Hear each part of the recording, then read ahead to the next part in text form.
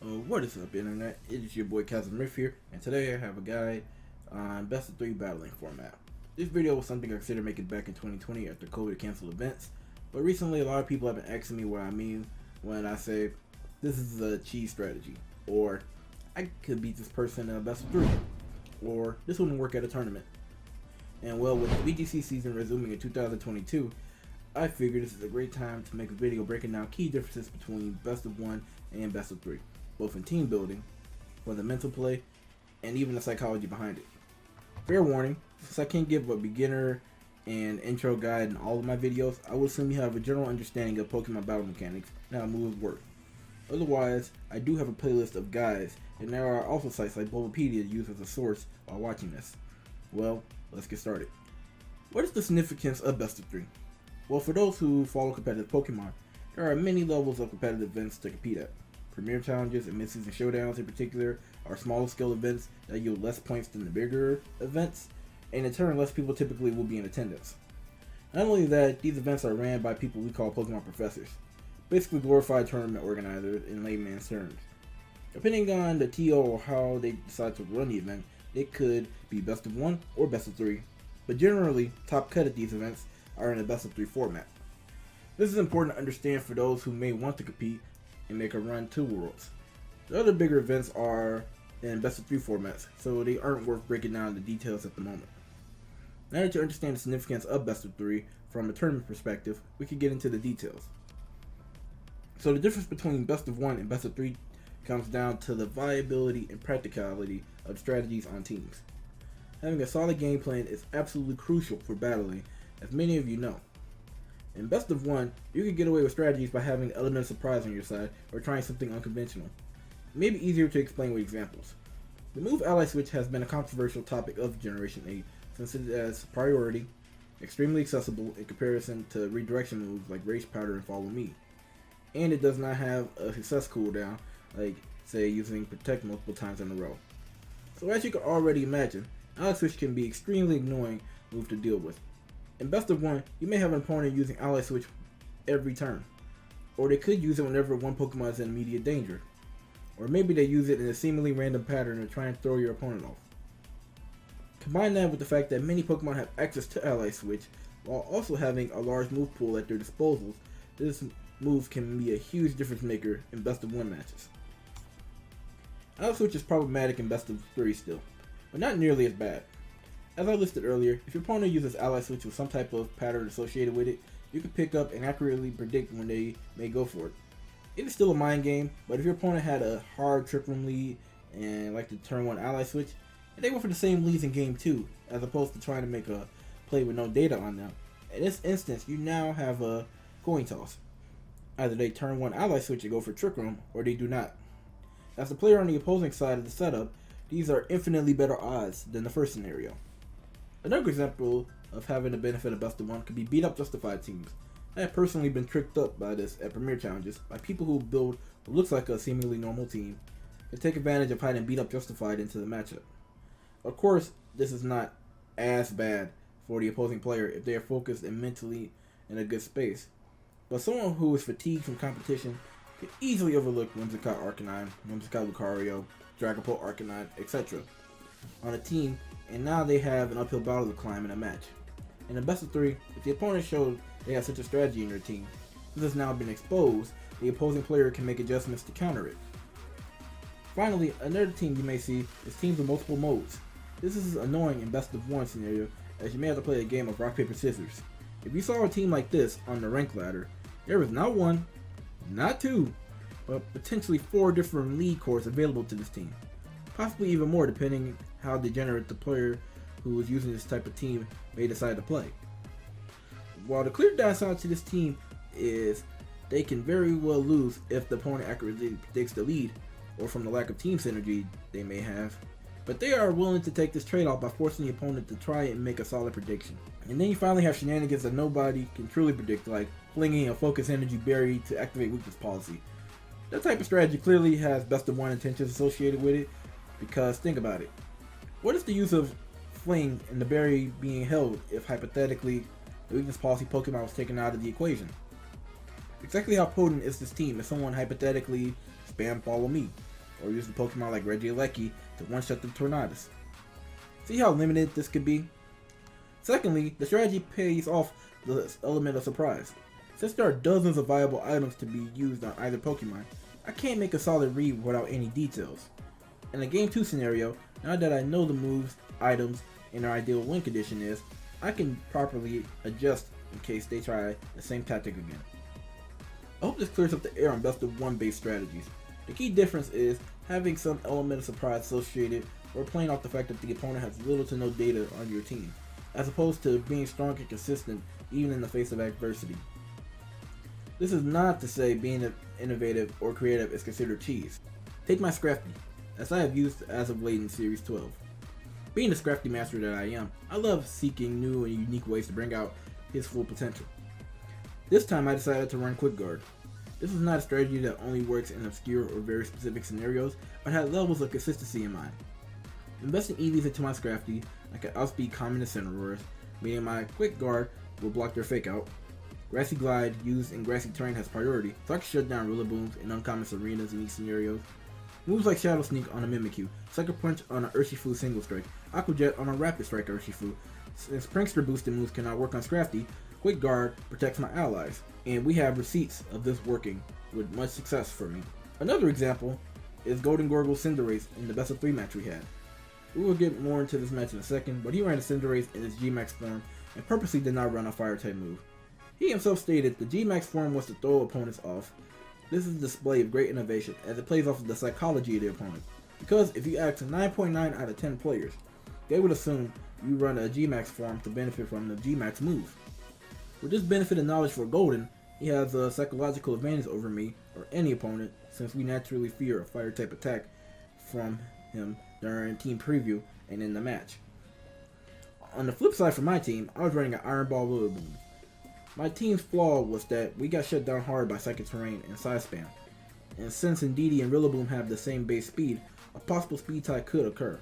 So to ignore speed ties with minimum speed Indeedee, I decided to run just Iron Ball.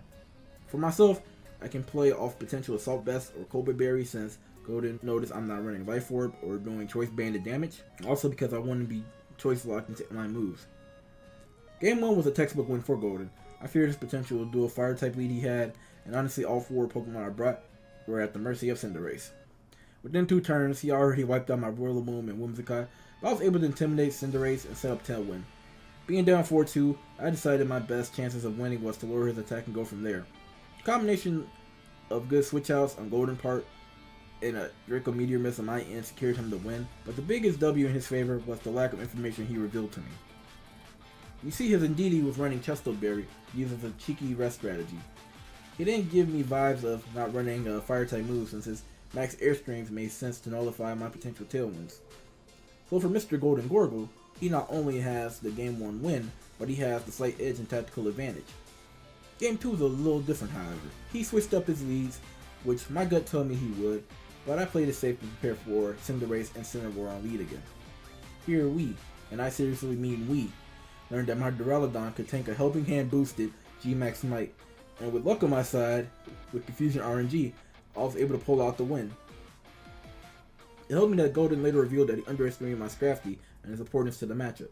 But the Scrafty is such a freaking problem. I know he likes Scrafty, but I don't think that one's going to work too well today. So now that the games were even to score, it was time for Game 3. And despite having confidence that Duraludon and Scrafty were my keys to victory, I still think Golden had the advantage. You see, I wanted to make a statement with that match, so I was adamant, no pun intended, to bring Scrafty to all the matches. And in Game 2, I saw an opportunity for Scrafty to get the deciding blow for the W.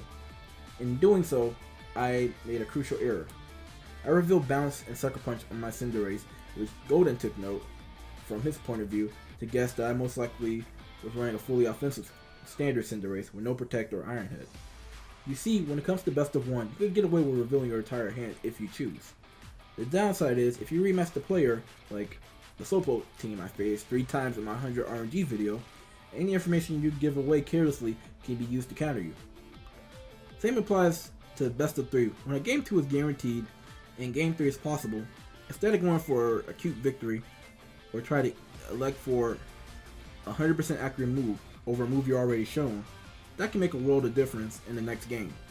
You see, VGC is not just about what happens in the isolated match, but it's a game about gathering and collecting knowledge to narrow the possibilities for victory. For Game 3 of our set, since we had our knowledge of what worked and didn't work for each other, we both came out of the gate swinging with the Pokemon we believe gave us the best chances of victory based on the data we gathered. Golden made a bold play to try and swap out Indeedee for Alakazam and Aqua Jet my Duraludon. On my end, I tunnel vision hard.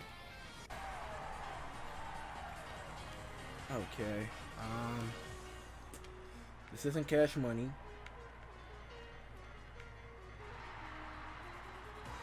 In fact, this is pretty problematic. Wait, what am I talking about? I'm not afraid of a Azumarill, and I say that as Duraludon's probably the win condition. We should live an Aqua Jet if they got one. Alakazam. Scrafty! Yo, that's big damage. Come on, Duraludon. Live it. Beautiful, beautiful tower monster thing. 3 HP. I correctly predicted he will Aqua Jet my Duraludon, but I didn't think of the possibility that he would just superpower or play rough my Scrafty. This was an example of me getting a good feel for Golden's style of play, as I mentioned in Game 1. He made a switch out to preserve Indeedee, and while his approach in this match wasn't completely straightforward, it was predictable by Game 3. Plus, again, I was tunnel visioning at the time. I figured if I survived Aqua Jet, I could one-shot Azumarill, and regardless if Indeedee stayed in or not, I had nothing to lose throat chopping it. Turned out to be the game-winning play, since his Alakazam was to switch in and got one-shotted, and we did indeed survive the Aqua Jet. And then we learned Scrafty was the true MVP because solo Indeedee only had expanding force to attack with. During the match from Golden's perspective, he didn't notice my Duraludon took recoil damage from Life Orb. He later realized this, but in the moment, that was a yikes because he could still play off the assumption that I'm running other items despite showing my hand. This is where the importance of taking notes come in. To start as a disclaimer, in our battle we both played without taking notes because this was just an exhibition and not a tournament. So I'm not trying to come off as criticizing him for not sweating out a friendly match. This was just a convenient segue. For notes, everyone has their own style. In the beginning, at my first local event, I used to write down everything that went on in the match because I could recap the match in a commentary video when I got home. And I could see exactly what happened each turn. After checking other people's notes, I quickly switched up to this format. I write the Pokemon at the top from team preview, then I make 6 brackets on the pages. Each bracket is for the opposing Pokemon in case all 6 were used in the set. I wrote down moves they revealed, abilities, items with this. I also jotted down any key details such as their Pokemon outsped me or not.